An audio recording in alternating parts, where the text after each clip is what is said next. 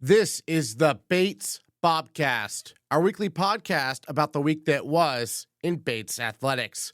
My name is Aaron Morse, and this week we're talking Black History Month and chatting with volleyball's Nora Gilmer and women's lacrosse's Amanda Edge about a special panel of Black student athletes at Bates happening this Thursday in Chase Lounge. Plus, women's basketball celebrated their seniors by winning their 20th game of the year. Men's indoor track and field won the state championship, and men's swimming and diving won the CBB Championship. All that and more coming up on the Bates Bobcast.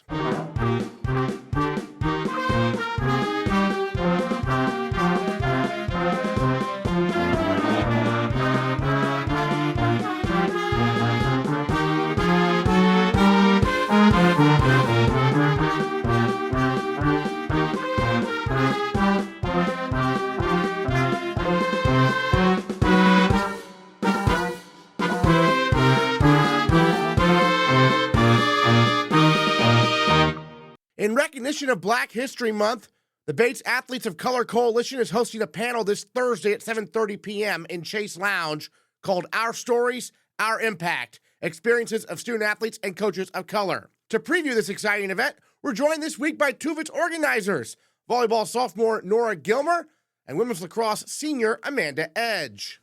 Happy to be talking about the Black History Month panel taking place this Thursday at Bates. We have Amanda Edge from women's lacrosse, Nora Gilmer from volleyball. And Amanda, tell me a little bit about how this idea first came to be in terms of forming this panel and putting this together. It was born out of the Bobcats Belong subcommittee of SAC, the Student Athlete Advisory Committee. We wanted to do something for Black History Month. Just also a number of the Black athletes who are in that subcommittee are one of the only Black members of their teams, and I think oftentimes those voices go unheard, so we really wanted to kind of amplify them for Black History Month, and it seems like a really good way to start conversations among teams about experiences of their Black members. I understand your teammate will be moderating, right? So tell me a little bit about some of the topics being discussed. We just want to have a super candid conversation regarding kind of Blackness within athletics here at Bates, and I'm the only African-American member of the volleyball team at Bates, and so it's going to be super interesting dynamic-wise to have Lauren, one of my teammates, and also my best friend, kind of asking questions about belonging and community and things like that. So I think it's going to be a super candid conversation, and it's going to introduce a lot of ideas that maybe people don't talk about as much in their everyday, especially I think it's an important conversation to have during this month, and with having my teammate there, and I invited my team to come to the panel as well, I think it's going to be a really important conversation. So. Well, and Amanda, you brought this up, how a number of the Black student athletes are the only Black people on their respective teams. I mean, lacrosse, for instance, is a sport that, stereotypically, I guess, is a white, quote-unquote, sport, right? So as a Black woman, how did you first get involved in the sport, and what made you love it, and what made you stick with it? Yeah, well, lacrosse kind of ran in my family. My dad played lacrosse in college. My brother, my sister played as well. So I originally was not interested in lacrosse, but it was just always around. So I continued to play, and I fell in love with the game. Yeah, at Bates, throughout my upbringing, I was definitely one of the only Black girls that played lacrosse around me, but it's not something that I ever really sat too much with because it was more of an extracurricular activity. But coming to Bates and playing a collegiate sport, that becomes much more of your entire existence. So it was something I became much more conscious of as I moved through the collegiate level. And what about from a volleyball perspective, Nora? Yeah, totally. So I would feel like where I'm from, I live in a predominantly white area in Virginia, so I am pretty used to being one of, if not the only, not only woman of color, but also Black woman on any team or space that I occupy, especially in the athletic field. But being able to compete here, we compete against a lot of other predominantly white institutions, being one ourselves. And so it definitely, there's a lot of instances where I am the only, not even just on our side of the court, but in the entire game, even including things that people don't think about, the reffing crew and the team on the other side and their coaches and our team. And conceptualizing that within the framework of not being my only identity. When I'm playing my sport, I don't necessarily feel like it's through my race or through anything that is necessarily involved with what I look like. But I mean, they're never going to not be interlinked. So when I'm performing athletically, you can't just separate kind of the way the optics of how it looks as the only Black athlete out there versus like just thinking of myself as an athlete who wants to play. And Amanda, I mean, one exciting thing about this panel is that your coach, Coach P, Coach Princess Zabel, is going to be on the panel. And so that's got to be exciting, right? What's it like to have her joining this? It really means a lot to me, Yeah. and her being my coach has meant a lot to me as well. My first 2 years at Bates, I was the only Black girl on the lacrosse team, and that was a really interesting kind of culture shock that I experienced. And having Coach P come in, and now we have 3 Black girls on our team, and Coach P, it has really transformed my experience in a crazy way that I was not expecting at all. She's transformed our culture so much, and she's so insightful. And I'm really excited to hear what she has to say about her experience with lacrosse growing up and her experience coaching in the lacrosse world, which is most lacrosse coaches are white as well, obviously. So I'm really excited to hear what she has to say because she's made quite an impact on me. So Great. And Nora, give us the details about where the panel is, when it is. Give us the timeline. Yeah, totally. So it's going to be this Thursday, February 12th at 7:30 p.m. in Chase Lounge. And it's going to last around 45 minutes. We're going to go from 7:30 to 8:15, and then hopefully a good number of people are going to make their way over to the den for some trivia. Is there going to be prizes or anything for the trivia or anything? yes, I believe we're giving out Range gift cards. Yeah, correct? gift cards to the Range and also the den. And we're going to have food, too. Yes. Provided from the Office of Global Education. Nice. Now, as we mentioned, it is Black History Month. I mean, for Black History Month, I mean, Amanda, maybe we can start with you. How much of a factor was it for you growing up, every February Black History Month? Is that something you were well aware of? I mean, it's kind of something that only came to my recognition, I guess, probably within the last decade, I guess. What about for you? Growing up, it was definitely something that was discussed. I grew up in D.C., which is a very diverse environment. I don't remember taking Black History Month quite as seriously until I was my more like formative years in high school. Grew up during like the Black Lives Matter movement, so Black History Month became much more of a topic as I moved through high school and now college. But I really appreciate all of the environments that I've been in through high school and now at Bates. I feel like there's always been a conscious effort made to make Black History Month something that we speak about. My team has always done at least something to have some kind of conversation about race during this month, and that means a lot to me. So, yeah. How about for you, Nora? Yeah, I would totally agree. I feel like Bates does a really good job of amplifying Black voices during Black History Month, and also the amount of events that they were able to do on MLK Day and have a keynote speaker come in and do an entire day of events was super awesome. And to be able to digest that as a Black student here at Bates is super awesome. I grew up right outside of DC, pretty close to I think where Amanda did. And it's super interesting living in an environment like that because there's so much historical context surrounding not only DC, but then Virginia. That's where Thomas Jefferson and also George Washington have their homes. And so I remember when I was younger, every single year as a class, we would go visit Monticello and Mount Vernon, which are where those founding fathers lived. And we would tour and we would look at their estate and their houses. And we would look at their plantations and their slave quarters. And just growing up around that experience, I think was incredibly impactful and informative on how I was able to see the history surrounding Virginia and also DC, which was a really incredible environment to grow up in. And through high school, supporting and kind of recognizing Black History Month is something that I wish that I had done more, and I'm excited to do more now that we're here at Bates. And that's why I'm so excited about this panel that we're able to put on, and just really remembering to continue to have these conversations during Black History Month and also beyond.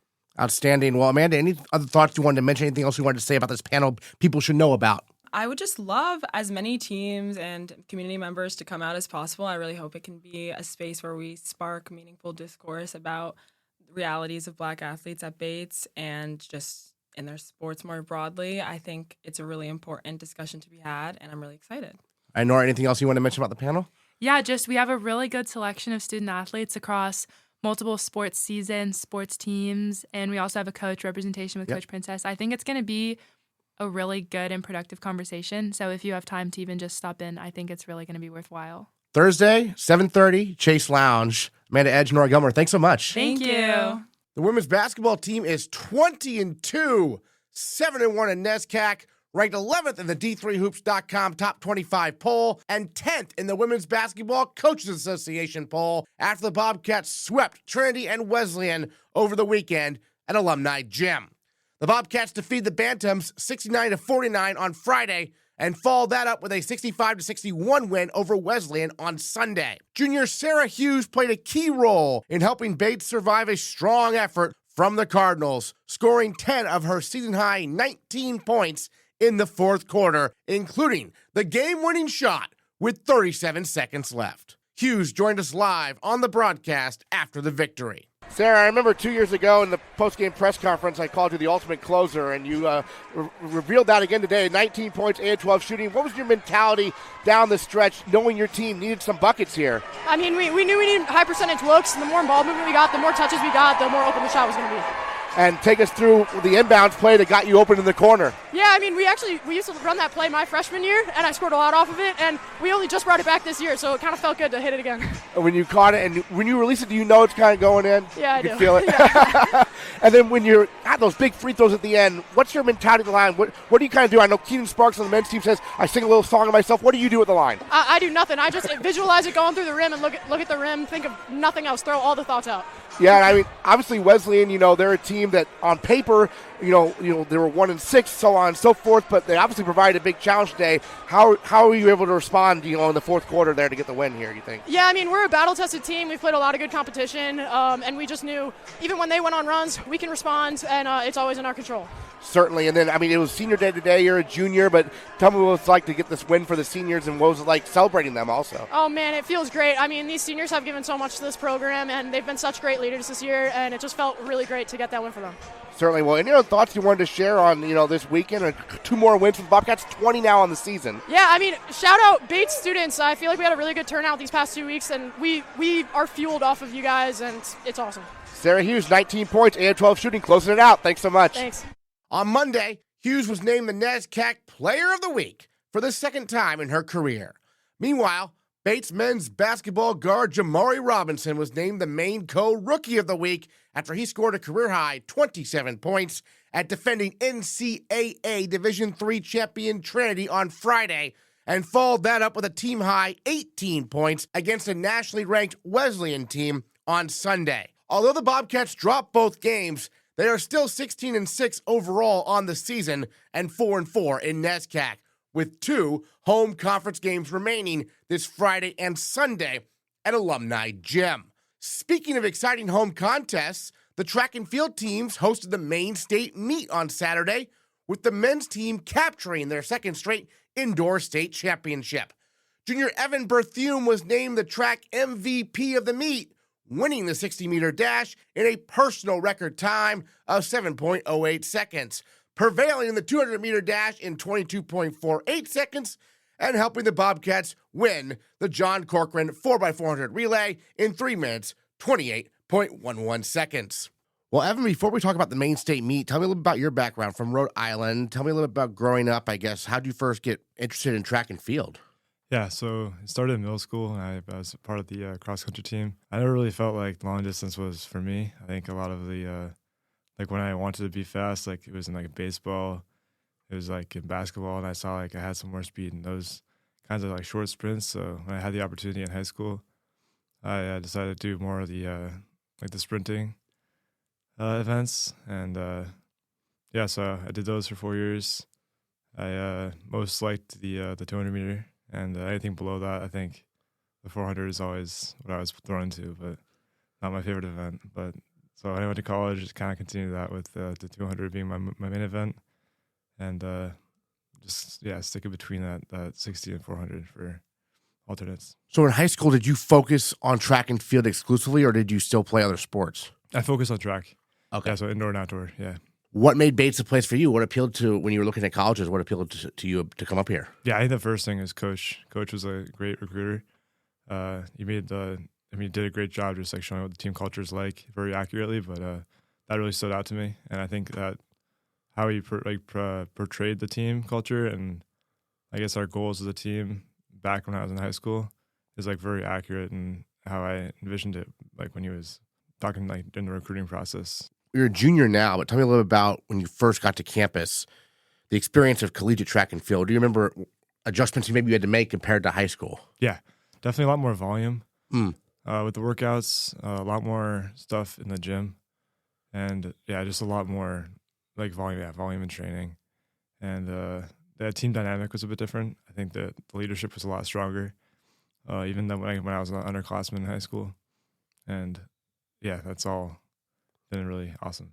So excellent. Well, you were the track men's MVP of the Maine State meet this past Saturday at Merrill Gym as the Bobcats on the men's side prevailed, got the championship for the second straight year. First of all, what does it mean to you, as a member of this team, upperclassman now, to bring home this state title yet again? Yeah, I mean, that means the most. I mean, I love just having a meet where it doesn't matter about like what your time is as an individual, but how the team performs and like how, I guess, individually, how many points you can get. So yeah, having that come out on top on that was just awesome. I think a lot of other teams in Maine definitely put all their effort into this meet in terms of scoring as many points as possible. And so having a similar like goal for every single team and then being able to come on top is just is awesome. And especially having that be at home was huge. Yeah, and you mentioned the 400s a little on the long side, but you were competing in the 4x400 relay there. The John Corcoran 4x400 relay helped the Bobcats win it. Do you enjoy relays? I mean, a lot of people really love those. Yeah, no, I love the 4x4. It's a good event. I think it's totally different than in my head than like an open 400. When it's just my individual. I think the team kind of goal is with the 4x4 definitely makes it a lot more fun to me. So. Well, take us through that race in particular on Saturday. What do you remember about it? Yeah, so I was second leg, so I started off watching, I think it was Briggs take it out he had a great split, and he let it out in front, so I got the baton in first. And so once I had it, it's just a matter of like keeping that lead.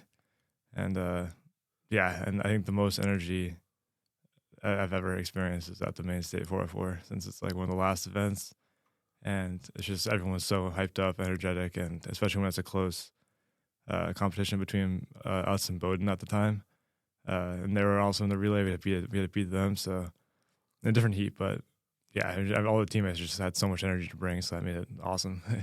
Yeah, I was going to say, because I was looking at the results, I realized, I noticed, Bowdoin, even though they're your close competition, they weren't in that heat, and so it's kind of got to be kind of a weird feeling. You're up against them, but you're not directly up against them. Yeah, we had a time in our head to beat, and so. I think that was like 328.4. We ended up coming through like 328.1 or something. So it was really awesome, like coming through the line, seeing the time that was just slightly below. Even though we didn't have someone like phically there, it was definitely in our head that we had to beat that time. So they went first. Bowdoin went first. Yeah, they went first. Okay, so that's an advantage for you a little bit, right? A little bit, yeah. We knew it was doable after we saw the time. Yeah. But it was definitely a close call, like 0.3 or something. Yeah, and then you had a PR in the 60-meter dash. I mean, and you were actually only fifth in the prelims, and then really 7.08 there in the final. Took some significant time off, 7.22 to 7.08. I mean, there's such a small margin there, in the 60 meters. But what do you notice about the final that worked so well for you there? Totally the start. I ran in like 7.22, but I knew I had more in the tank. I think I got out and just had a bit of my rhythm with my steps wasn't great.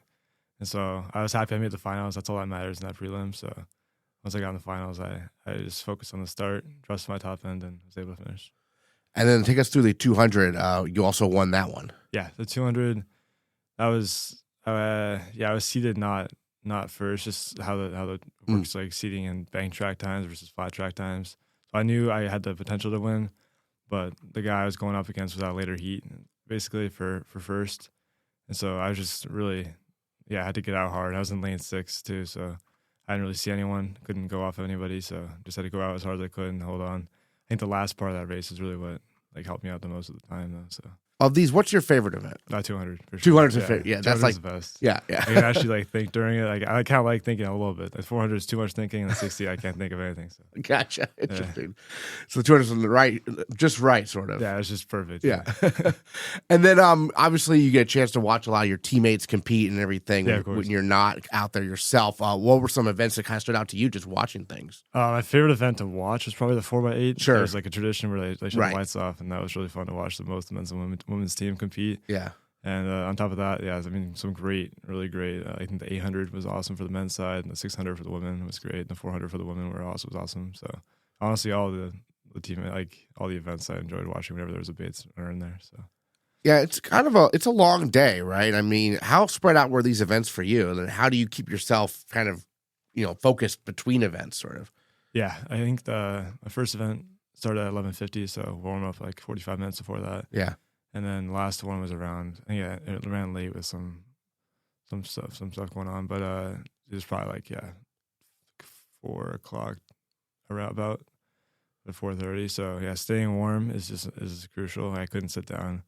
I would just like lock my legs up. So just staying hydrated, just having like some little snacks here and there. You don't want to put too much, you don't want to eat too much or drink too much at once, but kind of spreading that out and just staying warm with like just easy drills. So. And the experience of hosting, I mean, what's that like, to have, the support of, the campus and whatnot? Oh, yeah, that's awesome. Yeah. I think, like, a lot of the teammates just having family members there is awesome. And it definitely brings the energy up being at home. Now, what are some goals you have sort of, you're a junior here. We're only an indoor season, so we still got a full outdoor season beyond this. But what are some goals you have in your mind kind of looking forward here at the schedule and whatnot? Yeah, this weekend, I want to definitely go sub 22 in the 200. And just as an individual goal, as a team goal, I think NESCACs, I think we can definitely outdoor season NESCACs do score a lot of points as a team and compete well against the other NESCAC teams. Yeah, and then you mentioned this weekend, BU track, which is where you're headed, is famously fast. You've run on it before, I assume. Yeah. What is that experience like? Is it almost like it's so bouncy, right? I mean, what's it like from your perspective? Yeah, it's super bouncy. It's a weird feeling, honestly, running on that compared to like other tracks. Yeah. But it's just, it feels great running on it. And the times are definitely like noticeably lower versus this track versus other bank tracks like the New Balance track and such. But yeah, and we don't usually use, since there's so many people competing like in this at BU, we don't have blocks for most of the heats, so that's a bit of a weird thing to get used to, starting without blocks while being on an angle because you're starting on the bank. And so, yeah, in the past has not been an issue, but hopefully I can do that again this weekend. Interesting. So you normally have blocks. Yeah, at most races, but Yeah. at BU, since there's just so many people, they want to like get the heats going as quick as possible, so they just don't even have blocks for the runners. Interesting. And then, I mean, do you remember your first time running at BU and what that experience was like? Yeah, I was very nervous. Yeah. I think, especially in the relay, just because we had a really strong, and we still do, but we had a very strong team in the past 2 years, and being part of that relay was high stakes and very nerve-wracking, especially as an underclassman. So you didn't ever go up there in high school or anything? No. Okay. Evan, any other thoughts you wanted to share? And what did it mean to you to get the MVP award? You won 3 events, so maybe it wasn't a huge surprise, but what was your reaction when you found out you won? Yeah, I was super excited. Yeah. Like, I honestly didn't expect it, like, and really process that was, that could have been me. It was just kind of like go event by event. And, so when I got it, I was super thrilled. And, there was some great, like, multiple people that could have gotten it, that all performed really well in the track events, so very grateful for that to go to me. Great. Well, any other thoughts you wanted to share on the Maine State meet? Anything else you wanted to mention, about the season so far? You wanted to share we haven't got to talk about yet? It's been a great season for the team, and I look forward to what comes next. All right, Evan Berthiaume, junior sprinter for the Bates men's track and field team. They were first place at the Maine State meet out of 8 schools there, defending their title successfully at Merrill Gym on Saturday. Evan was the track MVP. Thanks so much for joining us on the Bobcast. Really appreciate it. Yeah, thank you. On the women's side, the Bobcats placed second out of 8 teams, with senior captain Moriah Scharn winning the track MVP award as she took first in the 60-meter hurdles in a personal record time of 8.91 seconds and fourth in the 200 meters in a personal record time of 26.67 seconds. All right, Moriah Scharn, senior captain of the Bates women's track and field team, MVP of the Maine State meet this past Saturday at Merrill Gym. personal records for you in 2 events, Yes. the 60-meter hurdles and the 200-meter dash. And I want to start with the 60 hurdles just because that's the event kind of, I guess, you're known for, right? That's Yeah. your primary event. 8.91 seconds after a prelims time of 9.03, so cut quite a bit off that to get that PR. We all know track's not linear. I mean, you've been slicing that time off, though, it seems like every year. So what was the key to success for yourself there on Saturday, you think? I don't know. I think it was just being at the home track. It was senior night. I was there with all my teammates. It's the last home meet of the indoor season. And I think during that finals race, there was a lot of good competitors from Bowdoin and Thomas College that I think sort of gave me that extra fire and like extra gear to go into the finals race. But I think just overall the energy and just talking about breaking 9 and like wanting to break 9 since I haven't done that since my freshman year. So it's been a long journey. And all my teammates and my coaches know like how frustrated I kind of was with it. But yeah, I think just the atmosphere of the home meet and it being senior night was just really motivating. And yeah, it was like the best place for it to happen, I think. Well, that goes back to track not being linear, right? Yeah, because for sure. Because that mark where you're third all-time at Bates, that was from freshman year. Correct. Yes. Okay. Yeah. So I've been chasing my freshman year self for the last like 3 years. Yeah. Right. And I mean, in that event also, it's just there's no margin for error. I mean, every detail matters. Oh, of course. Yeah. It's from the get-go, like you got to go. And if you don't even have time to think. So it's only like, a 9-second race and every step matters, every arm swing, every, high knee, like, there's no room for error. So it's definitely one of the more difficult races, I think, even though it's only 60 meters is, there is no room for error. So. And then the 200-meter dash, also a PR for you. Take us through that race. Yeah. So I don't run the 2 that much, but Coach Johnson, has been very excited about my fitness this year. And I guess I definitely am too. Like I'm definitely, I think the fastest that I've been yet here at Bates. But so that was a PR, and the week prior I ran the 2 at New Balance on the bank track, which I ran like a 26.74, and then I beat my bank track PR on this flat track this past weekend. So, but also I was running next to my teammate Grasa Bila, who is the 60-meter dash record holder now, and so just running in that heat with her, she's super fast and. She was definitely pushing me. We always say better together on the track team since we're all, we have a lot of depth on our team and a lot of talent. So, in practice, we're always pushing each other and always hoping for the best for each other. So being able to run next to her and kind of being like, oh, I want to beat her, even though I didn't, but. The 200, I guess it matters a little bit more who's on the track with you in terms of like pacing yourself almost. I mean, it's still a sprint. Yeah, I mean, with the stagger, you start in a stagger. So like lane 1, you can see everyone in front of you. And when you're in lane 6, you don't see anyone behind you. So I was in lane 6 and it's kind of, nice the first few meters because you think you're in front and you think you're winning. But slowly, Grasa started to creep up on me. And she was also saying, she was like, Moriah, you were going, like I had to catch you. And but it was just super fun to race with her and finish with her. And to have a faster time on a flat track than a bank track, that's kind of a rarity, right? I guess. Yes, definitely a rarity. I think there was just, I mean, obviously I trust my training and my training has definitely got me to this point. But at the same time, I just think that meet and that day and that energy just really carried me through all my races. What's it like being a captain? It's funny because I don't feel like older at all. Like I know that I'm a senior and I've been here for a while, but it's weird to be in a position of sort of like, I don't want to say authority, but in this like higher position where people look up to me and, look to me for questions and guidance and so on and so forth. But if anything, I think that, and I said this to the freshmen and like when they first came in, and it's what my captain said to me when I was a freshman, that, I'm not above you or anything. Like we're all on the same level. We're all teammates here. Like I'm here as a guide and, here to help you with any questions that you have. Just really emphasizing that I'm here to help them and I'm not any better than them or anything like that. So, but it's been really fun being a captain, especially with a lot of my bestest friends on the team are also captains. So we've been doing this together for a while and it's just kind of like a great environment to kind of go out with in our senior year. And to be named the MVP of the meet, was that a surprise? Or, I mean, when did you learn you'd won that giant trophy? Yeah, it's big. It's very big. I was a little surprised just because we did have a lot of great performances, like with Hannah breaking the 600.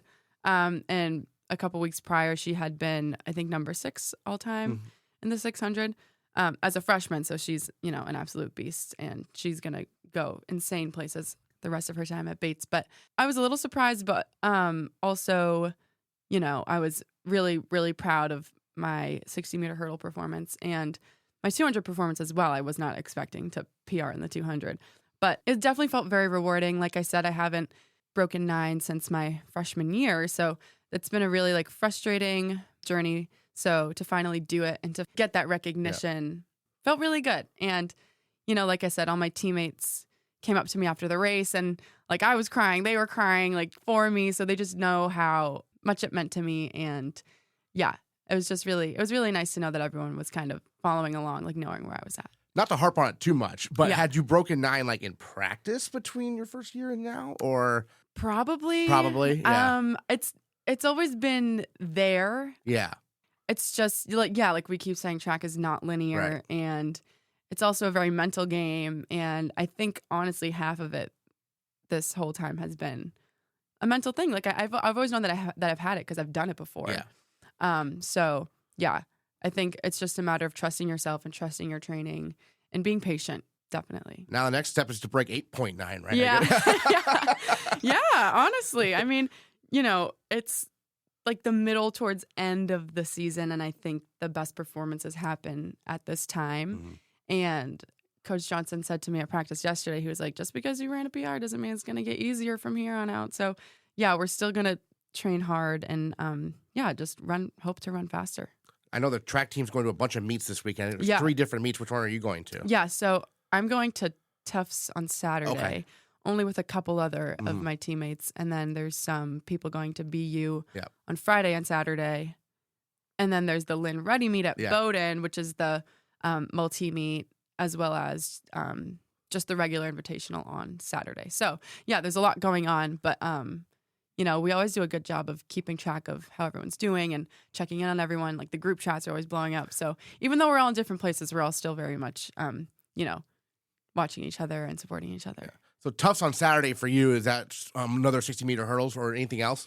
Yeah, I'm just doing the 60 hurdles. I think the competition there is more competitive than at BU or Lynn Ruddy. So this past weekend, I definitely need competition in order to get that second gear going. So I'm excited. Yeah. So you're not going to BU, but I wanted to ask about BU real quick just because its reputation is a very fast track. Does that apply to a hurdle event or only for longer events? So I don't want to talk bad on the BU track because it is a great springy track. Yeah. So the oval, I've ran on the oval there before for the 2, and it's you fly, you absolutely fly. It's super banked, and people from all over the world, all over the country come to run at that BU track because it is one of the fastest tracks in the world.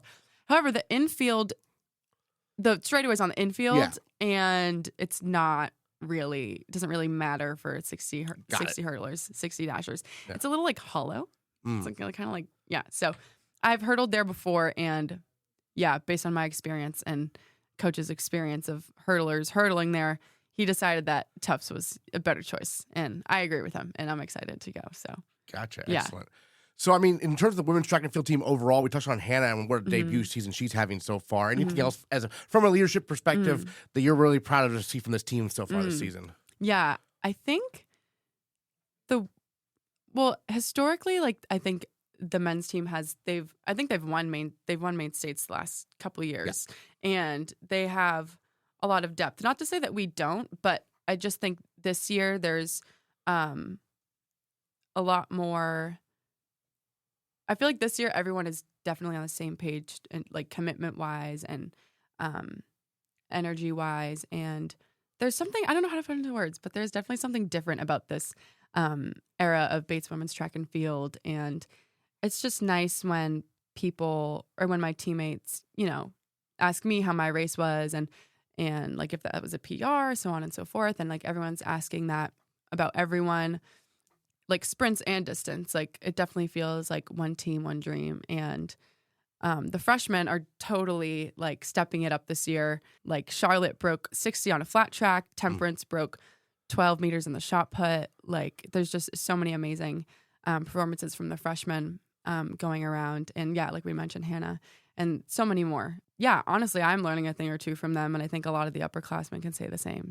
The experience of having that home meet, because you mentioned this was your last indoor home meet. I mean, what's the experience like hosting such a big meet? Because I'm watching the video. It's like there's so much stuff going on. Yeah. It's just a wild experience, I feel like, right? Yeah, it is a wild experience. Yeah, so I haven't even had many indoor home meets being at Bates, just because we switch off a lot for the main state meet, like either at Bowdoin or Colby. Right. And last year we were supposed to have an invitational, but there was a lot of snow, so we had to reschedule, that sort of thing. So yeah, to have not even that many home meets indoor at Bates, and to have our senior night and our main state meet to be at home was super exciting and super rewarding. And yeah, there's a lot going on, and yeah, there's a lot happening, and it's not the biggest facility, but You gotta keep your head on a swivel walking around. Yeah. And everyone's yelling, like, watch lane 6, like when the relays are going on and when the 200 is going on, and people are still like walking around like there's nothing else going on. But yeah, I mean, our coaches and the athletic department do a good job of keeping everything organized and keeping everyone on their toes, and, you know, telling everyone to be aware. But I think the excitement just really contributes to how we perform. And cheering on the blackout relay has to be an experience, right? Yeah. Yes. Oh my God.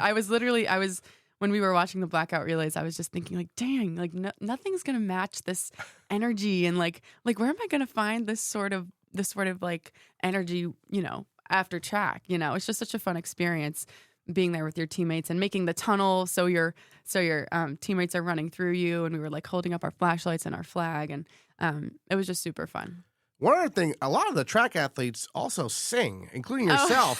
The cross tones are outstanding, and like half of them are track athletes. I feel like, how has that kind of come together? Like, oh my God, when did you start singing, and did you know you wanted to do that at Bates also? Yeah. Oh my God, that's so funny. Yeah.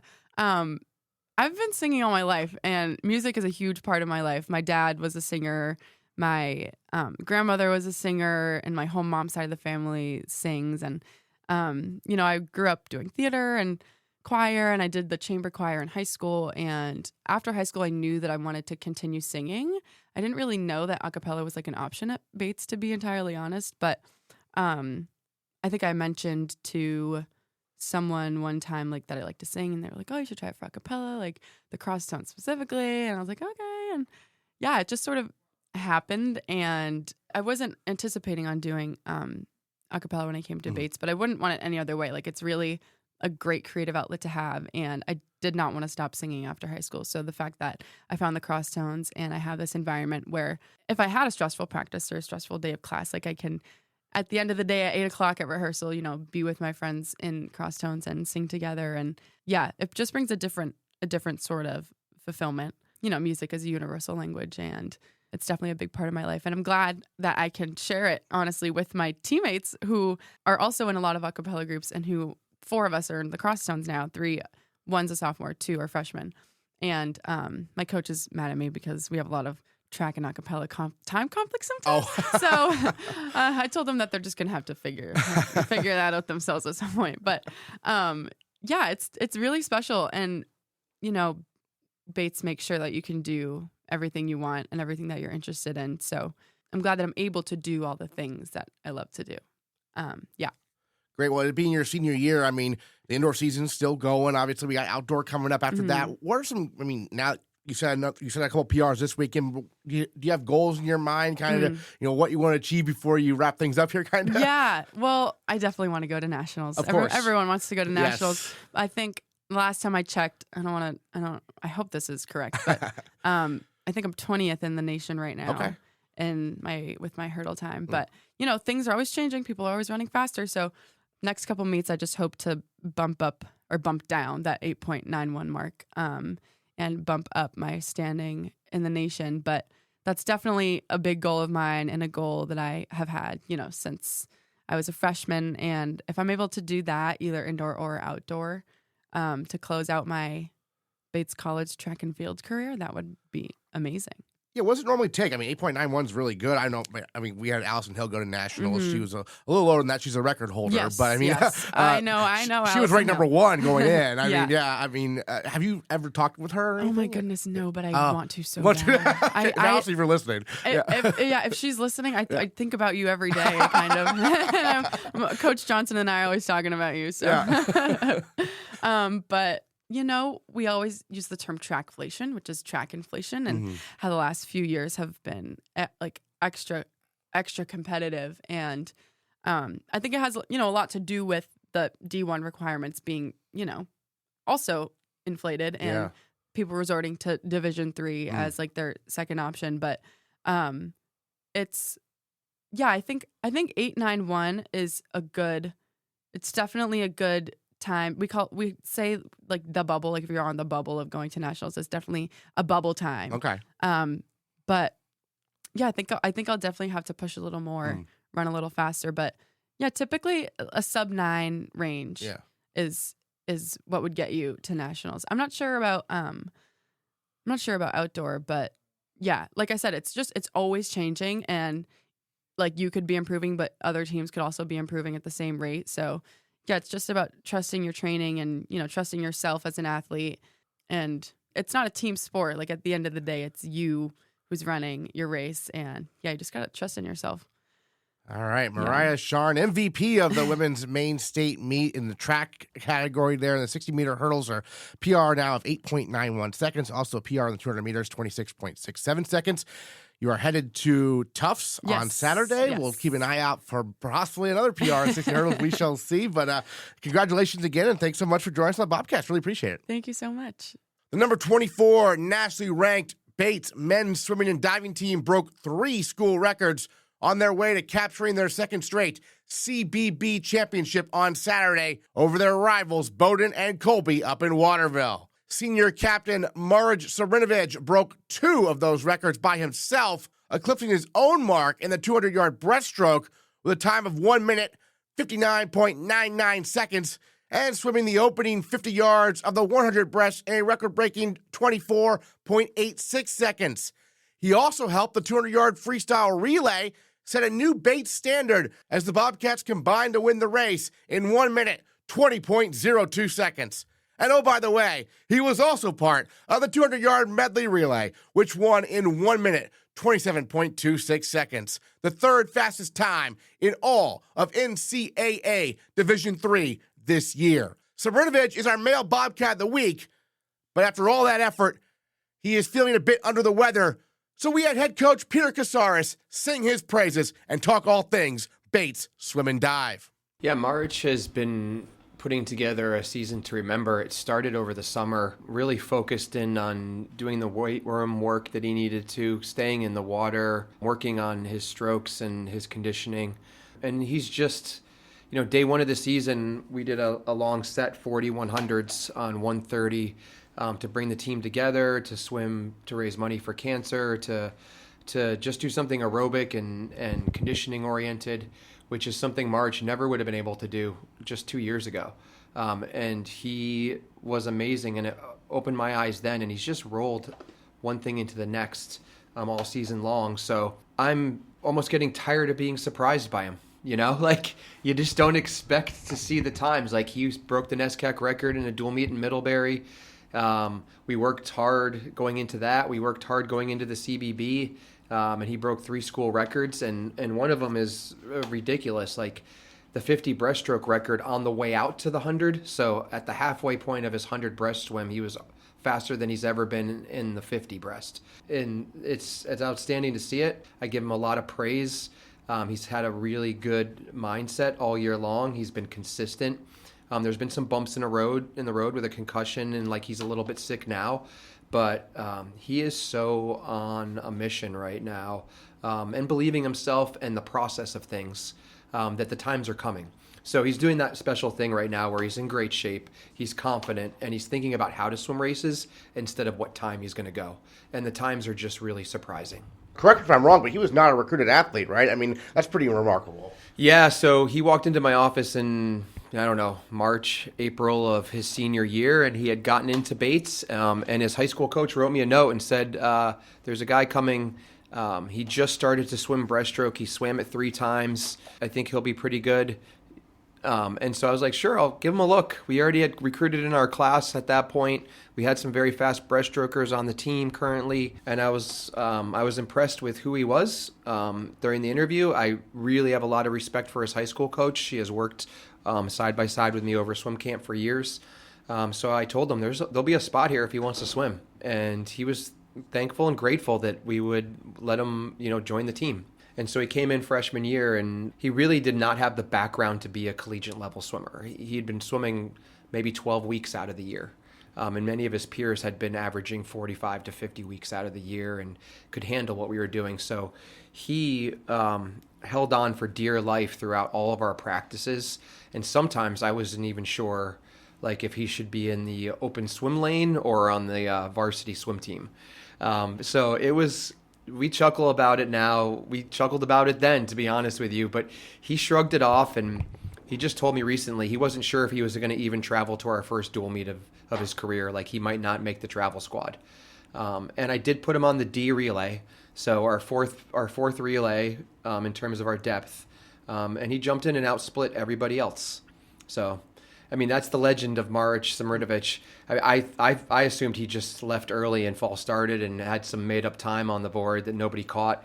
He told me that it was legit, and from that point on, he has been learning how to be a swimmer and really developing. And he had great coaches like Vanessa. He got to work with Emma last year and learned a ton from her. And he has just been, great this year with me. And his teammates really sharing knowledge and pushing people to the next level. And a lot of people start to believe they can do amazing things because he has. So it has been an awesome experience, and one that I'm, avoiding at all costs thinking about ending. I was going to say, he and his fellow senior captain, Max Corey, have some big goals for this year's team. We talked about before the season, and it seems like they're headed in the right direction for that. What are your thoughts on how they have sort of set the tone in terms of what this team could possibly achieve moving forward into NESCACs, into nationals? Well, they are so talented that they can get in the pool and have all of their actions back up their words. That's a fantastic thing to see. Good, bad days, that doesn't matter. Max and Marrich are going to either win their event or post a time that is one of the nation's best. So it's been inspiring, and they've been able to grab a handful of other guys and be like, you come to nationals with us. And they've been inspiring our second tier of athlete, go times, qualify for night swims at NESCACs, and do the things that they need to do. So I think, their goal is to see if we can finish third at NESCACs. I know they want to send relays off to have a chance to win the actual national meet. I know both of them are contenders for a national title in their best events. And it's all going to come down to, taking it as a challenge, not a threat, embracing the moment, and feeling confident and sure of themselves. And I'd put them up against anybody, to be honest with you. They have that edge. So having that on the team is a gift. They've done amazing things over their first 3 years, helping us build. And this is going to be a really fun last 2 to 5 weeks together for the program, and something we may never see again. Well, I'm also curious, they've been doing something this year, at least some of the guys have, that I have not seen before, where they've been suiting up for dual meets or other events.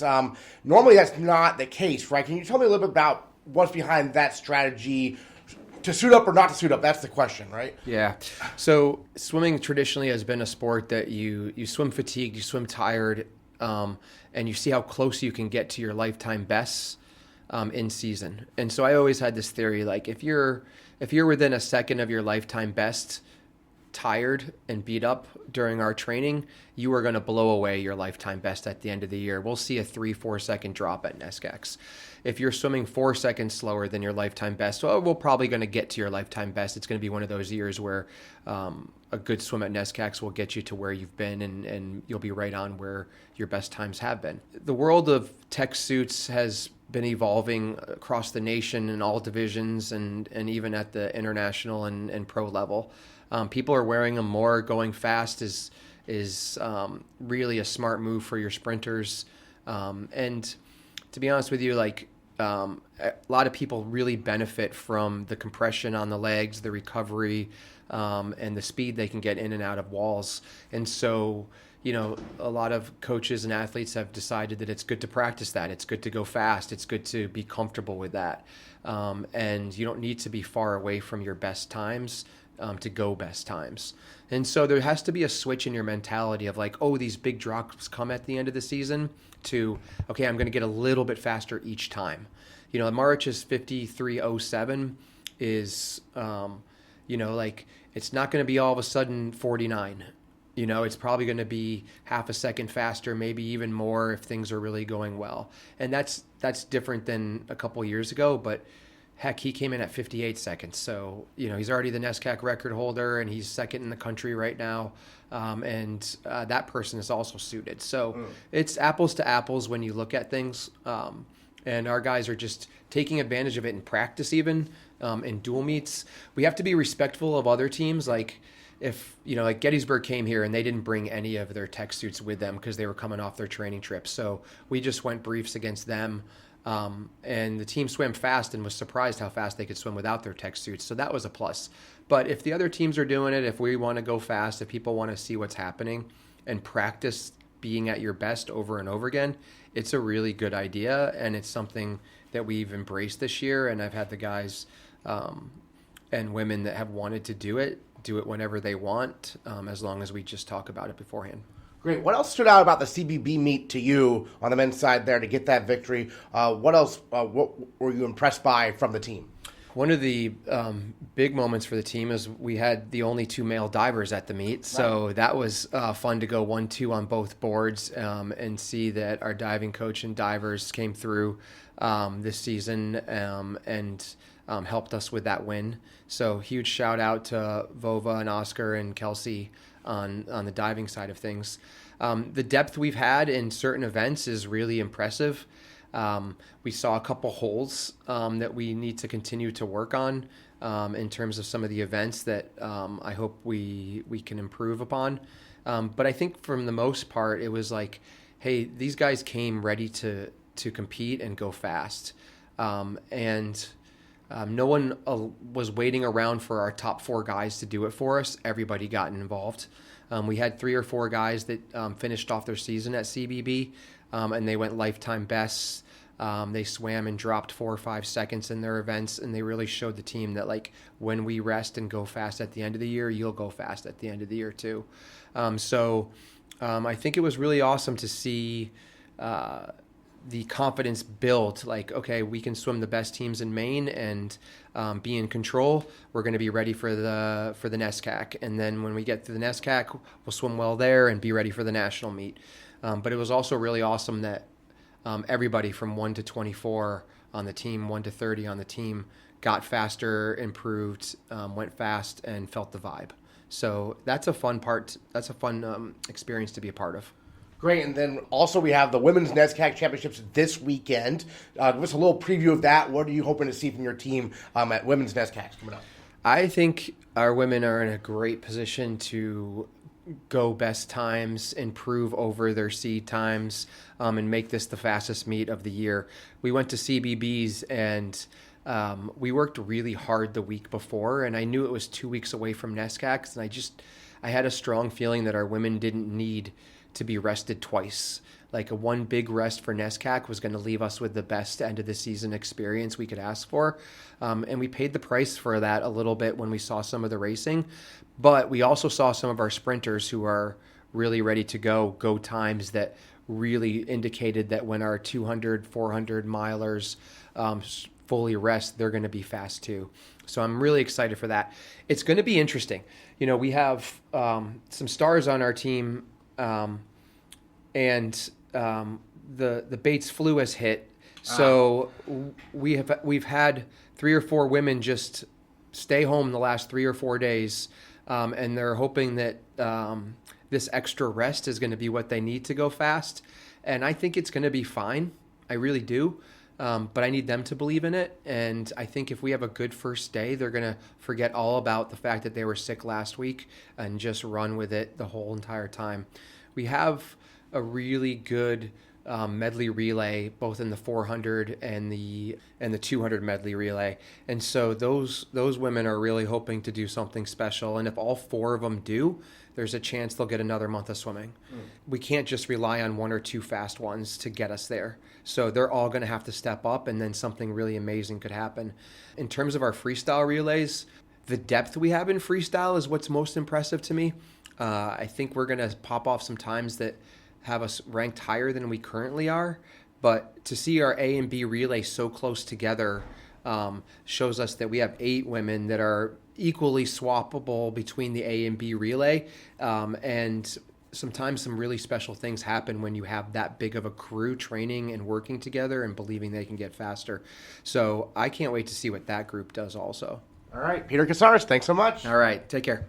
In alpine skiing, junior Juliette Hoder had a breakthrough performance in the giant slalom last Thursday, taking a career-best 8th place at the UVM Carnival. She followed up that top 10 showing at Stowe Mountain Resort with an 18th place finish in the slalom on Friday, once again leading the Bobcats. And she is our female Bobcat of the week.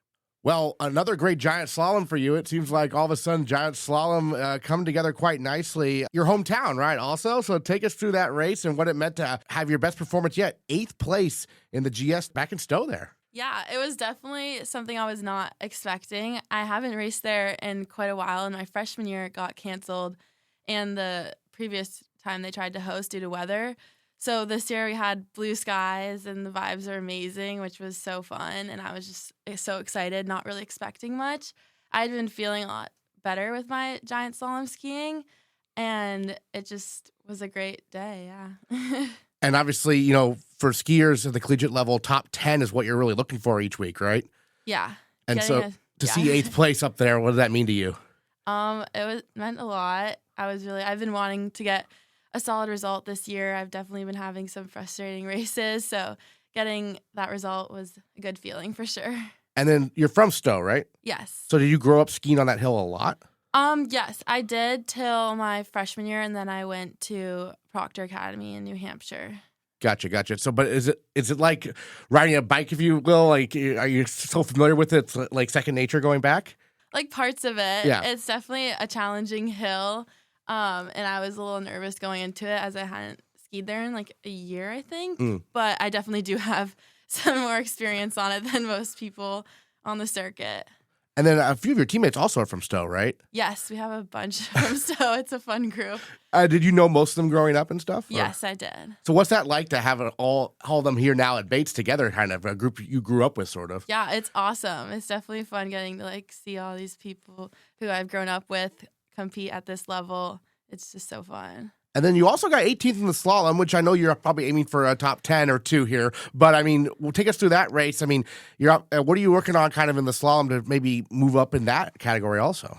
Yeah, so my slalom has definitely not been going too well this year, but I am happy with that result. I definitely had some mistakes and wish I could have done a little better. It was a tough slalom. It definitely got a lot of people, so just finishing was a good result, I'd say. Now, when you say mistakes, like, is that something that as you're skiing, you kind of realize, oh, that's a mistake, like in the moment, or kind of looking back on it? How's that go? Yeah, because skiing is definitely a very, like, every second matters. Yeah. So any little bit, like, you just push out the start and you're not strong with that, everything you know when you made a mistake. So it was tough, but definitely good to get to the finish. I wanted to ask you a little bit about, I guess, international news. I mean, this attempt by Lindsey Vonn to ski on a torn ACL at the Olympics. I mean, as a skier yourself, what were your thoughts when you heard that she was going to try to do that? It's definitely, like, insane. She's just, like, built different. at her age doing that, and it was just like so brave of her to go for it. And it's just really unfortunate 'cause she got hooked by the gate, which made her fall. It wasn't even her like injury, so just it was sucked to not get to see her come through the finish. But she's definitely like got some respect for that. And that event she was competing in is downhill skiing, which is different from slalom and giant slalom. Can you break it down, the differences here? Like downhill, we don't even do that at the college level. Yeah. Downhill is definitely the scariest one. There's Super G, which is the middle one, and it's a little more of a turn. Downhill is just, you're just going straight pretty much, making some big turns, going off some jumps and big drops. So you're taking a lot of speed, and it's very scary. I've never done it, but it seems fun, but it's just it's a whole different sport for sure. I mean, are there different, like, as you're growing up as a young skier, are there different paths you can kind of take? Like, I want to train to become a downhill skier as opposed to slalom, giant slalom. Like, how do you make that choice almost? Yeah. Growing up, we do Super G, which is the next level down from downhill. Okay. Most of the time around here, but it's bigger out west where the mountains are a little bigger. Then around here, we don't get many, but Super G is definitely something that a lot of the East Coast skiers go through at one point. It's just not many stick with it. So it's more slalom and giant slalom around here. Gotcha. And Super G, step down from downhill, but a step up almost from what we're doing. Yes. Okay, gotcha. Because there's no jumps what you're doing. No. Yeah, okay. Yeah. For me, that sounds terrifying. I don't know. Those jumps are significant. But, I mean, what are some things you're working on specifically? I mean, when it comes to, like, I know it's probably a little technical, but, like, from a slalom perspective, to get back to maybe where you're, finishing in the top 10, perhaps. Yeah, I've definitely been working on some stuff, trying to not get in my head too much about it. I feel like I've been like that in the past, and I definitely want to get some slalom results, as it used to be my favorite. And this year I'm kind of starting to like giant slalom a little more, but I definitely would love to get back to some good slalom skiing, and I think I could if I just put 2 good runs together in a race. That's all it takes, right? I mean, like it's one good event, you're in pretty good shape. The team in terms of your fellow teammates, it seems like the GS has been what the women's team has been doing the best at this year. I mean, you credit maybe the trip to Colorado, or what do you think? The trip to Colorado was definitely a good starting point. Got some good skiing under us early on in the season. But yeah, we've definitely been having a lot of good skiing. We had, I believe, 3 in the top 30 this weekend. We had Sydney and Reagan, which was great. We've been having some good results and strong training, and I definitely think we can get some more in there as well. Yeah, as a junior, it's got to be nice to see these first years coming in and doing so well, right? Yes, they're killing it. Well, Reagan's from the West Coast. She mentioned she's the only one from the West Coast on the team. I guess so. You have Lindsay from Park City, Utah, but that's not quite the West Coast, I guess. But tell me a little bit about the difference between the East and West a little bit in skiing. I mean, it's a small community, but there are significant differences in the coasts, right? Yes, it's more like the conditions are a big part of it too. It's a lot warmer out west, and the snow can be a lot softer. So coming out here and having to learn to handle more of the ice that we get, especially this winter. It's been very cold.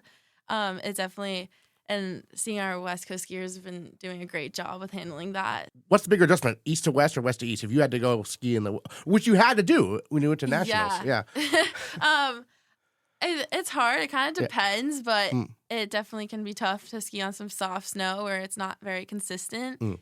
So I feel like the ice is definitely a little more consistent. It's just you gotta trust it. I was asking Reagan about this a little bit. The chance to also train a little bit at Lost Valley here. What's that like? It's definitely really fun. It's easy to just go from there to school. We get more time per day. The vibes are always so fun there. Everyone's just so excited. Some nights training is never it's always so good. Excellent. And then we got the Williams Carnival. That is this weekend. Giant slalom on Friday, slalom on Saturday. Jiminy Peak, tell us about this hill. Yeah, this hill, it's definitely a fun hill. I don't remember it too well. I've only gone once, and that was my freshman year.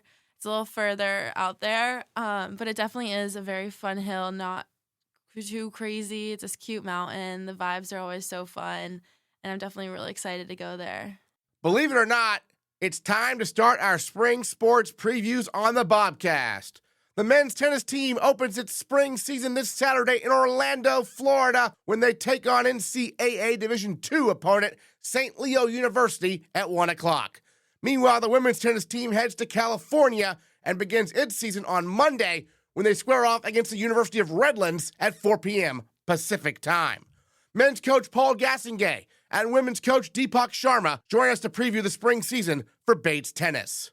Yeah, I think it's a huge opportunity for some bonding in California. I know that we've done it in the past, and we just wanted to do something unique and different and play some of the D3s out there and kind of begin a new tradition or revisit an old tradition. And the team's super excited. They're super pumped.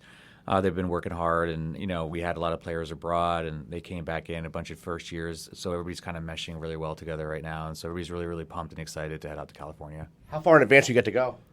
So we're going to be heading out on Saturday, and then we play a match on Monday against Redlands. So they're in action, right away.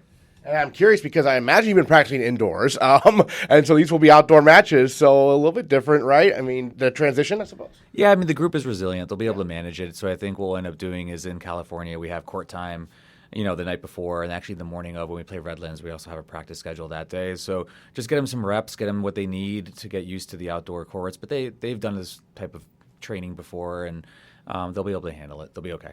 All right, Paul Gastonguay, head coach of the men's program. By the way, Paul, I believe this is your 30th year as a head coach, right? Amazing. It flew by like in a blink. Really excited for the season. We have pretty much everyone coming back, this year, except for, a few seniors that graduated last year, but we're a year wiser, a year better, a year stronger, good incoming first-year class, and really excited about our time and coming up in Florida, get out of this cold temp and get down to the warm. And we're actually heading out on Thursday to get ahead and get some practice in. We have our first match on Saturday versus St. Leo. We're playing all D2 teams, super high-level teams. And last year we had a good showing and played really high level, so I'm hoping this year we make another jump. And we've got 3 matches in total. We play Rollins on Monday and Florida Southern on Tuesday, so we'll have some practice in between. And looking forward to this time with the team, and they're ready. And I believe you play St. Leo on like a neutral court, like a giant tennis complex. Tell me a little bit about that.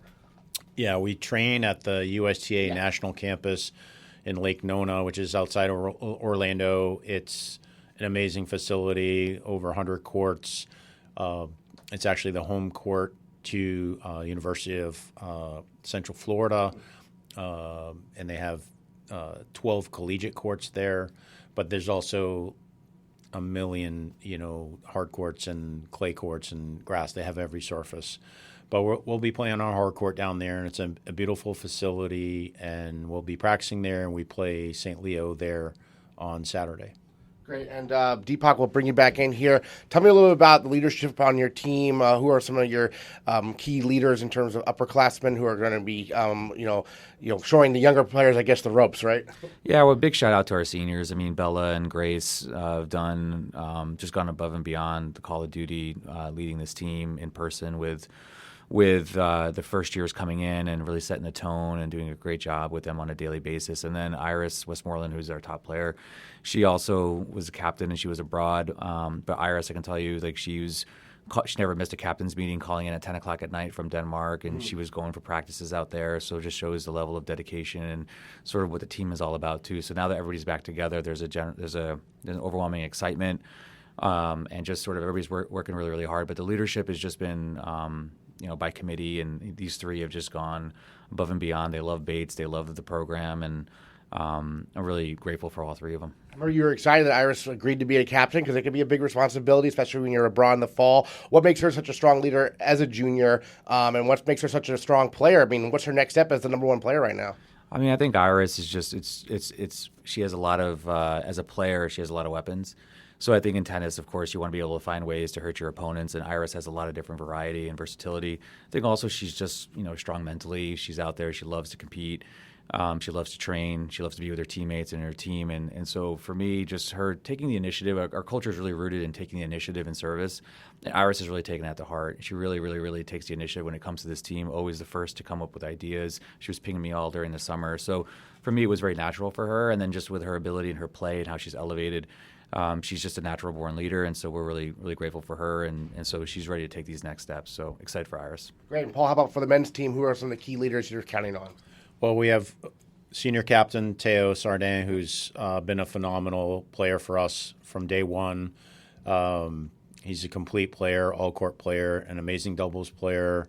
We have a super high-level group this year, and our depth is really strong, so we don't really drop off too much. So we have Nico and Philippe and Will, who were abroad this fall, and they're back. They're our juniors, and our sophomore class is super strong, and so are our first years. So, like I said, there's no drop off. So the leadership is coming from all directions. I think that's what we ask our team to do: is you lead from day one, and you set an example and you set a tone. It doesn't matter what class you are. So that's the culture we have, and everyone pushes everyone around them, and they're a really tight unit. I'm curious for both of you because last year was the first year D3, at least since I've been at Bates, went to the scoring system where it's 7 instead of 9, right? To where doubles, you play 3 matches, you win 1 point instead of 3 points, basically. Did that change much from a strategy perspective? Did it change much at all, in your opinion? Was it a positive change, or are you like, I wish it was the old way? Well, actually, when I started coaching, that's the system we had for the men. Right. And the women never went to that system. They were always 9. And I liked it. I think it gives a real energy to the doubles. It's important. I think when Division I started this format, they kind of were catering it towards a TV audience. So they reduced the doubles from an 8-game set tiebreaker at 7-all to a 6-game set just to keep the audience captive and really interested.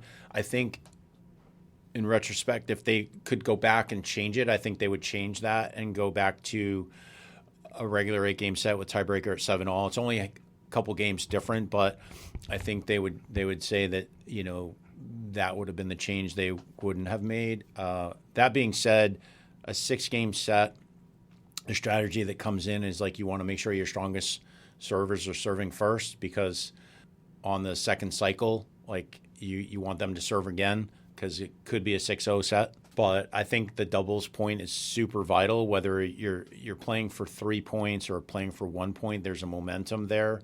And honestly, the only difference is if it's a 3-0 sweep, right? If it's a 2-1 or 1-2, that it's really no different than a 1 point doubles point. And I think the momentum is still there. I think the advantage is, look, you could have 2 really dead even teams, and let's say you lose 3 close tiebreakers in their old system, and now you're down 3-0, and that was a really tight match, and now the other team only needs 2 points to win the match.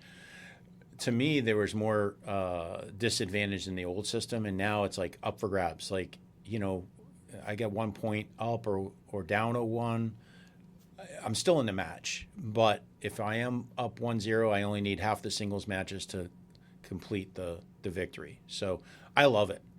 What are your thoughts, Deepak? Yeah, I mean, I'm used to it. I mean, at my previous spot, when I was coaching Division I, I'm used. So actually, nothing has changed for me. I never actually understood I understand it for people from the D3 mindset, but I'm just used to the model. Yeah, there's more skin in the game. I mean, in doubles, and so you have to kind of find those pairings, and it is sort of just kind of a momentum thing. It can carry over. I like the fact that then even if you lose a doubles point, when you play 6 singles matches, you only have to win 4 instead of 5, which is much more. So there's just a lot more opportunity to still get the victory, even if you lose a doubles point. And if you get the doubles points, a lot of momentum. So we train a lot with doubles. We talk about the 6 pillars or the 6 tenets of doubles all the time with the team. So they're well aware of that, and so the players are sort of gravitating towards that. And we spend a lot of time on it to make sure that we're kind of prepared and ready to go in doubles, knowing that sort of sets the tone for the day and for the match.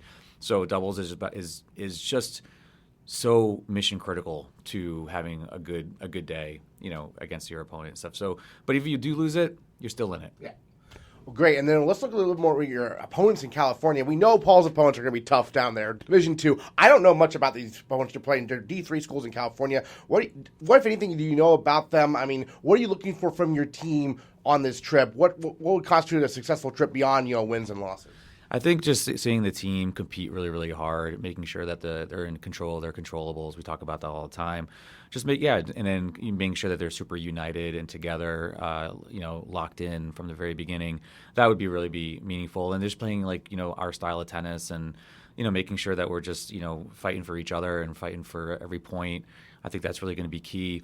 2 teams are ranked in the top 25, so the schedule is actually quite tough. Redlands is ranked in the top 30, and then Caltech is also ranked in the top 25, so right away, but we get opportunities to kind of test ourselves.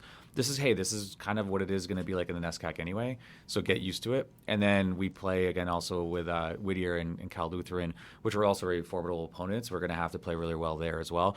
And the key is we're playing back-to-back-to-back, so after Redlands we have a couple days, and then we play back-to-back-to-back, so it's going to test their physical ability, mental ability, just test their resilience to make sure that they'll be able to handle 3 matches in a row, which, by the way, if you want to win the NESCAC tournament, it's 3 matches in a row. So great. And then, Paul, what are you most looking to see from your team? What are you hoping to learn about your squad down there in Florida? We've really been harping on the growth mindset and taking care of the things we can control, our strategy, our ball placement, our effort, our hustle, all that stuff. I think the theme this spring so far has been, let's be more solid. It's not about the flash. It's not about, the ESPN top 10, reel. It's really about when I'm off balance, what am I going to do to stay in the point or reset the point and rebuild? And it's really testing their mental fortitude and making sure that, hey, I'm willing to pay the price over and over and over and restart the point 3 times if I need to. And we talk about, you watch Alcaraz and Sinner play, and Djokovic and the greats, they might be playing 40 ball points, hitting the ball Mach 2, right? And so they're willing to pay the price. They're willing to do what's right for their balance each and every shot. And that's what we're really focused on this spring, and that's the difference maker when you're playing the best teams. Although I will say, Paul, if we do capture any clips that are worthy of sending to ESPN, we should do that. But any other thoughts you would like to share on your teams? Anything else you want to mention before we wrap this up? Yeah, we host Vassar on. They're also another top 25 team on the 28th of February here at Merrill. So we'd love to have people come out and support that. And then we have, a full slate of NESCAC competition March 7th and 8th. We're doing a little bit of a parents' weekend with Trinity and Tufts coming in. So just come out and support. We really appreciate it. We do get great crowds, and we do appreciate that as well with the Bates community. And so we just want you to keep coming out and see and just keep supporting the women. They really, really are working hard, and they're going to make everybody really proud. One of the best home court advantages in the country in Merrill Gym here, that's for sure. Paul, any other thoughts you wanted to share? Absolutely. We love our time in Merrill, and it looks like we're going to be playing indoors all spring because our calendar's pretty early this year. Right. So we're completing all of our regular season prior to exams in April, and except for MIT, which will be hopefully outside the first week of break. But, looking forward to everyone turning out and supporting. It's really exciting. Even if you can only stay for the doubles, it's really electric. I mean, there's some fast action, some huge serves. We got a big serving team, and looking forward to some big doubles wins this year. Paul Gastonguay, Deepak Sharma, thanks so much. Thank you. Next time on the Bates Bobcast, we will preview the lacrosse and baseball seasons as their 2026 campaigns are right around the corner. Make sure you visit GoBatesBobcats.com for all the latest Bates athletics news, and we'll recap all of this week's action next time on the Bates Bobcast.